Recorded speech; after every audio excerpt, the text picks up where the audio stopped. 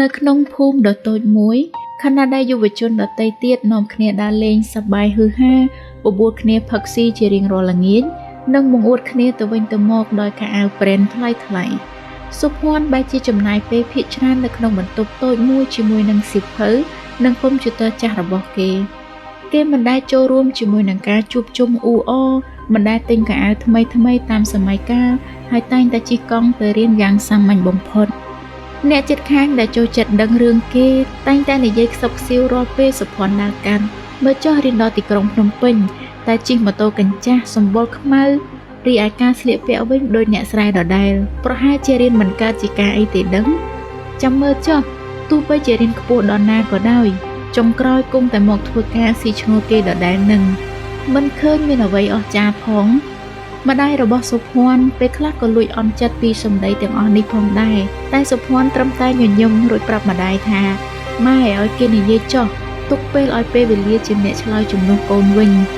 សុភ័ណ្ឌមិនមែនគ្មានលុយចាយនោះទេ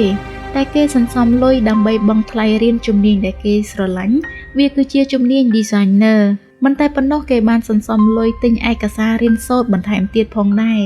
គេសុខចិត្តឲ្យគេមើលងាយថាកំសត់ជាជាងរស់នៅហ៊ឺហាតែគ្មានចំណេះដឹងក្នុងខ្លួនរាល់យប់គេអង្គុយ design រូបភាពរហូតដល់ភ្លឺភ្នែកស្លក់ខ្លួនប្រាណហត់នឿយតែបេះដូងរបស់គេមានពន្លឺជានិច្ចគេជឿថាក្រពូជដែលល្អ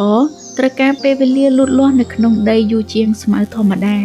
តែពេលវាដុះចេញមកវានឹងក្លាយទៅជាដើមឈើដ៏ធំដែលមានម្លប់យ៉ាងត្រជាក់ដែលមនុស្សគ្រប់គ្នាប្រាថ្នា3ឆ្នាំក្រោយមក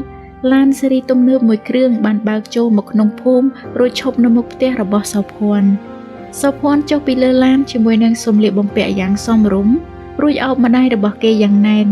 គេមិនត្រឹមតែមានការងារល្អនៅក្នុងក្រុមហ៊ុនធំមួយនៅទីក្រុងភ្នំពេញប៉ុណ្ណោះទេតែគេថែមទាំងបានទិញដីនិងសង់ផ្ទះថ្មីឲ្យម្ដាយរបស់គេទៀតផងអ្នកជិតខាងដែលធ្លាប់មើលងាយនាំគ្នាឈរសម្លឹងមើលទាំងហួសចិត្តនិងមិនចង់ជឿនឹងភ្នែករបស់ខ្លួនឯងកុំខ្លាចជាមួយនឹងការរស់នៅជាមួយនឹងភាពសាមញ្ញដើម្បីបង្កើតអនាគតដ៏អស្ចារ្យមាត់អ្នកជិតខាងអាចផ្ដល់ឲ្យអ្នកត្រឹមតែពាក្យរិះគន់តែចំណេះដឹងនឹងការអត់ធ្មត់នឹងផ្ដល់ឲ្យអ្នកនូវជីវិតថ្មីកុំព្យាយាមហ៊ឺហាដើម្បីឲ្យតែគេសរសើរតែត្រូវខំរៀនសូត្រដើម្បីឲ្យខ្លួនឯងមានតម្លៃជោគជ័យដែលស្ងប់ស្ងាត់វាគឺជាការសងសឹកដែលឆ្លាតវៃបំផុត